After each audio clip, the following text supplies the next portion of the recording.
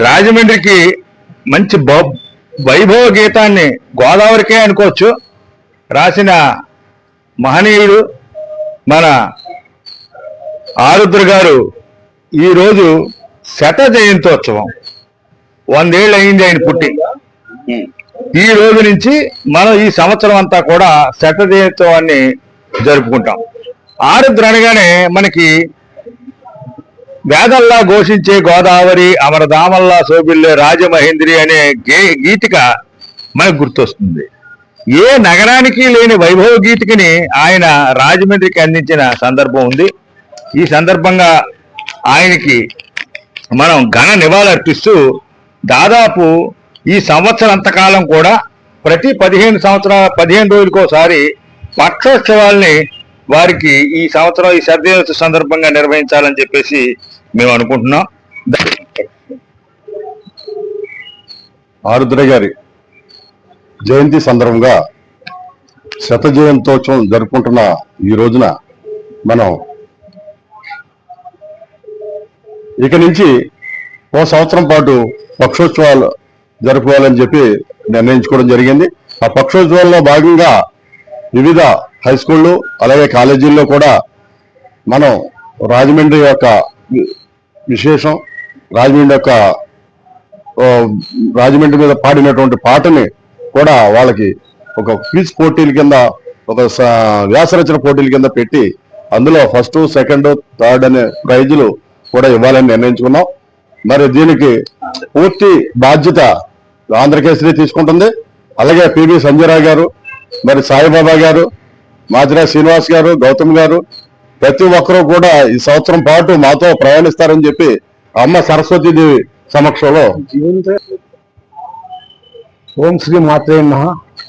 ఆరుద్ర గారు 100 సంవత్సరాల దినోత్సవం సందర్భంగా 100 కాదు, గోదావరి ఎంతకాలం ఉంటుందో ఈ పేరు అంతకాలం స్మరించుకోవాలి. ఎందుకంటే ఆయన రాసిన పాట చాలా అమోహం. ఎందుకంటే ఎవరు చెప్పదగ్గది కాదు. ఎందుకంటే గోదావరి మాత మీద పాడిన పాట.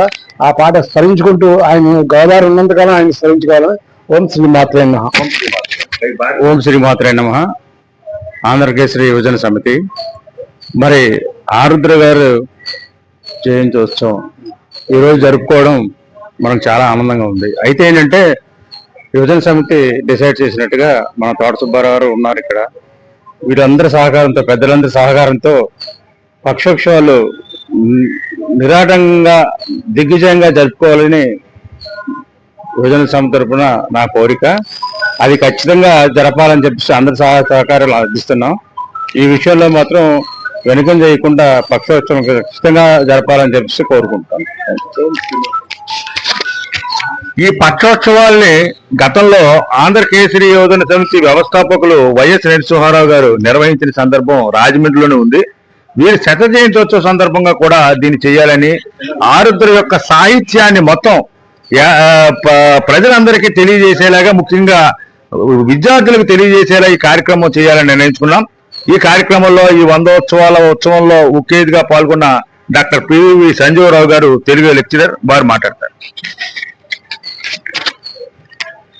వేదంలా ఘోషించే గోదావరి, అమరధామంలా శోభిల్లే రాజమహేంద్రి, ఈ 2 మాటలు చాలు ఆరుద్ర గారిని జీవితకాలం ఈ గోదావరి ఉన్నంతసేపు నిలపడానికి.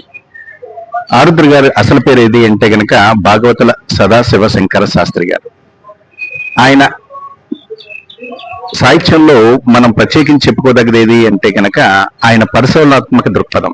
ఎందుకు అంటే గనక ప్రతి పుస్తకం కూడా ఒక అద్భుతమైనటువంటి కంటికలేని చెప్పాలి. ఆయన సినీవాళ్ళి కానీ, లేదు అంటే గనక రాముడికి సీత ఏమవుతుంది అని కానీ, కోనలమ పదాలు, వీటిలన్నిటికంటే కూడా అత్యద్భుతమైనటువంటిది ఏంటి అంటే గనక తెలుగు సాహిత్య చరిత్రను, దాదాపు 14 సంపుటాల సాహిత్య చరిత్రను మనకి చాలా పరిశోధనాత్మక దృక్పథంతో ప్రతి కవి గురించి, ప్రతి రచన, ఆ రచనలో ఉండేటువంటి కవి యొక్క విశేషాలను కూడా అద్భుతంగా అందించినటువంటి పరిశోధనాత్మక గ్రంథాలు. ఇవన్నీ కూడా ఈనాటి కాలానికి అవసరం. కాబట్టి అవన్నీ కూడా విద్యార్థుల మధ్యకు తీసుకువెళ్లి ఆయన చేసినటువంటి ప్రతి పరిశోధనాత్మక రచన కూడా విద్యార్థులు ముందుకు తీసుకువెళితేనే ఈ యొక్క జయంతికి సరైనటువంటి అర్థం అనేటువంటిది కలుగుతుంది.